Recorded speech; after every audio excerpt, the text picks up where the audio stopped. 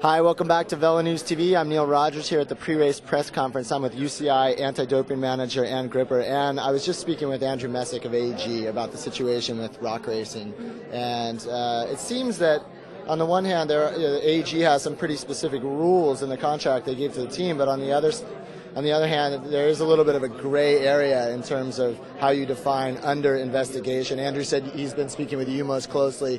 Can you talk a little bit about your role working with AEG in determining which riders would be allowed to do this race? Yeah, well, actually, the first thing I'll say is that it's been fantastic, the support that we've had from AEG in making sure that they just did whatever they could to ensure that they helped cycling move into a new form of, a new future. And so Andrew, right from the start, was really keen to do as much testing as he needed to do.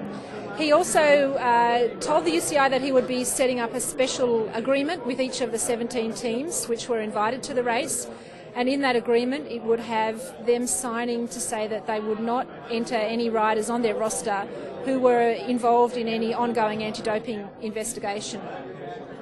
So that's what he did. The situation, I know, is confusing because under UCI rules, these riders are allowed to ride in UCI sanctioned events. Our rules indicate that a rider is allowed to enter and ride in races until a final decision has been made on any potential anti-doping rule violation.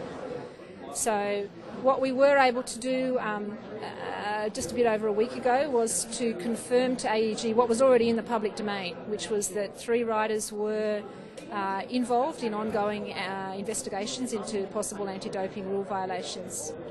Yeah. So essentially, boiled down, AEG came to you to confirm to them what they already knew, but they needed to hear it from the UCI. That's right. So they relied on UCI just to confirm that what they thought was the case was in fact the case.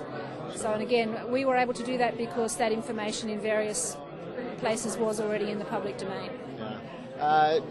You can respect and understand the frustration from a team like Rock Racing, where it seems like maybe situations where different races have different criteria to allow the riders to compete. Yeah, I agree, and I think from the UCI's perspective, we support whatever organisers do in order to protect the integrity of their races and the sport in general.